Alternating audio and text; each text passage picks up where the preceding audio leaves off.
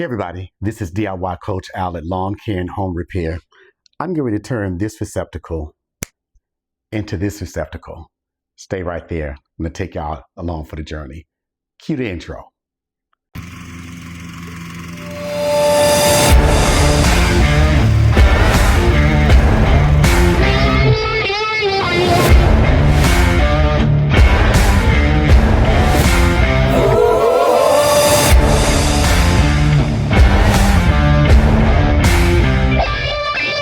Hey everybody, this is DIY Coach Al at Lawn Care and Home Repair. Today I'm going to be showing you how to change a basic home grade receptacle and replace it with this. This particular receptacle has two regular 120 volt 15 amp plugs on it, but also has two USB Type C and one USB Type A plug on it. The reason I'm replacing this basic receptacle is because I want to upgrade the home.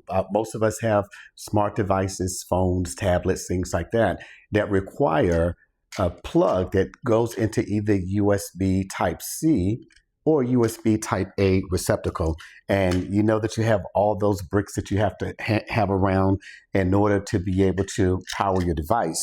So I'm going to go ahead and replace this and upgrade several places in my home with this newer, this is a Decora type of receptacle. So we're going to replace this and put a different kind of plate cover on here.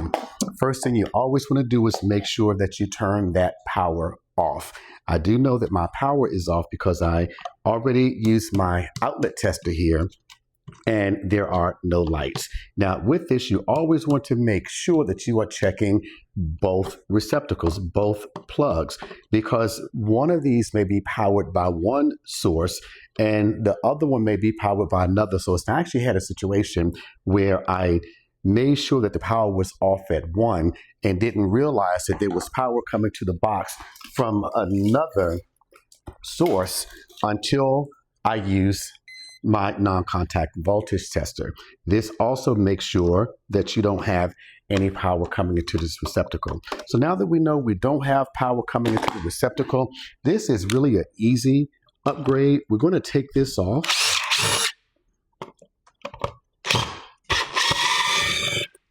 Now, I know I won't be reusing this. I will be replacing this. Now, this particular receptacle actually is part of what's called a daisy chain. There are outlets down that way and there are outlets down this way. So you can see in here, I'm not sure if you can see that too well, but there are two different sets of wires. So what I'm going to do is replace this, as I said, with this one. And the very first thing that we want to do is disconnect these wires. Now, I'm not going to have to use any more cable because I have enough Romex coming out of here. This particular outlet was put in by what's called backstabbing. That is probably the most ineffective way to do wiring, electrical wiring, because over time, believe it or not, your home may shift, slight vibrations. You're running your laundry, your washer, your dryer, your vacuum cleaner. This can actually vibrate over time and that wiring can come out. So what I'm going to do, since I'm not reusing this outlet, is, and I have enough wiring coming from the box, I'm just going to cut these off, starting with my ground and then coming up to my neutral wires. Get those off. Neutral. Trying to cut off as little wire as possible because I do have enough wire coming into it, but still want to cut off as little wire as possible. Got that one, and we're going to get our two hot wires here. Bring it around here. Actually, I think I'll just pull it out since I'm not reusing this, and this one I'll just pull off right here. So as I said, you always want to make sure that you have turn your power off so that you don't run the risk of getting shot. So have my old receptacle here. Don't need this anymore. I'm going to throw that away. This one hot, I actually already have what's called shepherd's hook already on here because I didn't cut that one off. And I'm going to now just take a little bit of this wire off. And this particular wire stripper actually has numbers on there. I'm not sure if you can see that, but, and forgive me because I'm doing my shooting in addition to showing you how to do this. You want to make sure you know the gauge wire you have. I know that this is my 12-2, so I'm just going to go ahead and put it right there with the 12, and I'm going to just cut it and pull it off. Now, a lot of people will actually twist this when they're putting it on here. When you are twisting that wire, you actually run the risk of cutting into this copper. If you do that, you can compromise the integrity of it.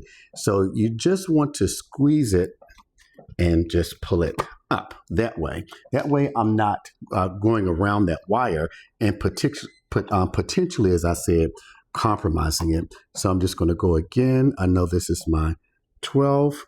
I'm going to just grip it and pull it. Same thing here.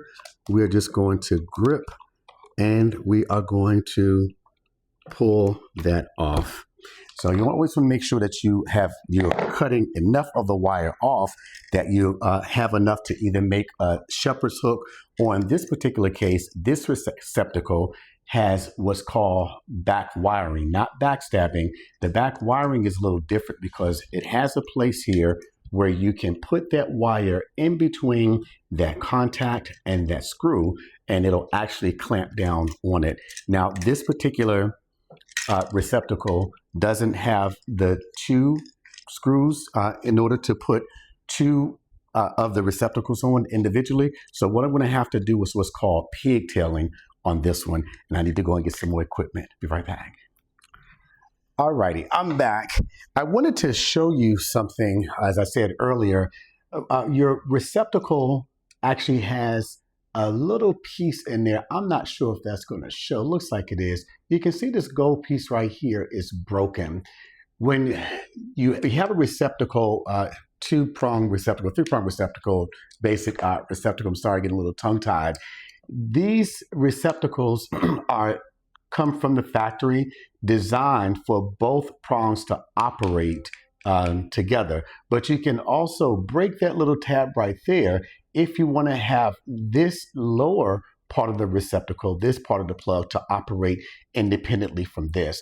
That's where you may know you have a house that has a switch on the wall that you can plug a lamp into, and the bottom part or the top part, whichever one you choose to use, you can have one part that has constant power, and then you can have either the top or the bottom have that power that's controlled usually by a switch or a push switch or something like that. That's what the case was here in this particular one. Whoever wired the house, they wired it so that you can have your lamp or any other device operate independently. So these two function independently. Now, I actually installed recessed lights in my ceilings, and we don't have a lamp in here. So I'm not going to use that same operation. I'm going to just have this receptacle right here both work together. Now, the other thing I noticed about this, your gold is going to always be your hot wire. That's where the power is coming into. And either your white or your silver is going to be your neutral. This particular receptacle actually has gold plates on both sides. And the only way I know that this side is my neutral is because the gold hasn't totally worn off on the other side. But as I said, I'm not using this anymore anyway. So what I'm going to do now, as I said, we're going to be doing what's called the back wiring. Now, this particular receptacle actually has two holes in the back, so I can actually put two plugs in each. I'm not going to disconnect the other wire over here that was used for the switch, because one day I may decide that I want to put a lamp back in there. So what I'm going to do now is to make sure whenever you're doing your wiring, you want to make sure that you don't have too much wire, or that you don't have wire coming from beneath that contact plate. So you want to make sure that it's hiding. So I'm going to put both in, and this one is a little long, so I'm going to cut this one just a tad off. And I'm going to do the same thing here because they were cut the same. So I'm going to back wire, not backstab. I'm going to back wire my neutrals. There we go. Nothing showing. My neutral. There we go. Nothing showing. And I'm going to use my basic Phillips screwdriver here. This particular screw does not call for Robinson, which is the more rectangular, square-shaped screwdriver. So don't want to over tighten, but want to make sure it's in there enough that that wire isn't going to come out. And I had to go downstairs and get a Wago lever connector because I have 3 hot wires coming in. And because I have 2 slots back here, I needed to do a pigtail so that I can reduce that 3 to 2. Let's see. Okay, we have a little bit coming out here. So I'm going to cut a little bit of this off again. There we go. And we are going to back wire, not back stab. We're going to back wire. Yep, we have both of them in. And we're going to do the same thing with our Phillips screwdriver. And we're going to get that tightened down. There we go. Now you can't see it from where you are. I don't know if this is going to zoom in, but there's no wire that's coming out of here.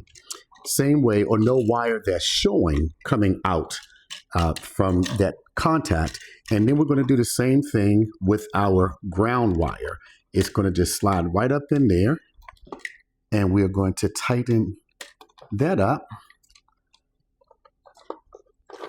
Make sure we got that tight. Alrighty. So you want to make sure that your wires are in here nice and strong. Just give it a gentle tug. Make sure nothing is coming out and we're good. So now this particular receptacle is bigger than the regular grade one. So we just want to make sure we push those wires back and get those in the box. This box is a little narrow. There we go. So I'm going to go ahead, because I'm used to doing this, use my impact driver to get that started. And down here, also get that started. I think I'm right there. Yep. Get that going. Get that going. And then from here, I'm just going to use my screwdriver to get it flush. Now these right here at the top, these are called rabbit ears.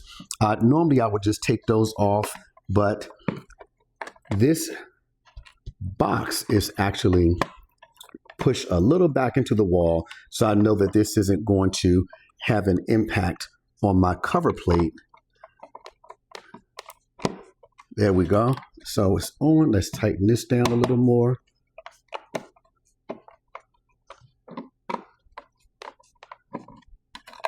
All right, we're good. So now I'm going to go and turn the power back on.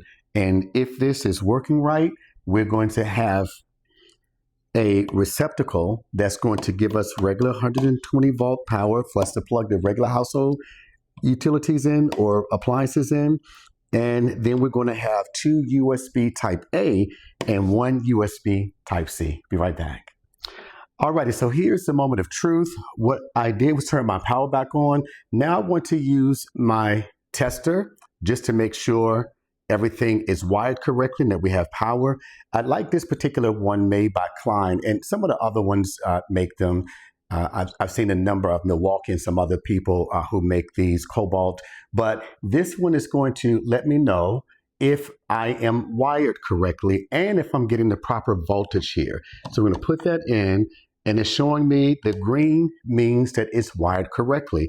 If it weren't wired correctly, this red light would come on, and I'll try to put this over so you can see it.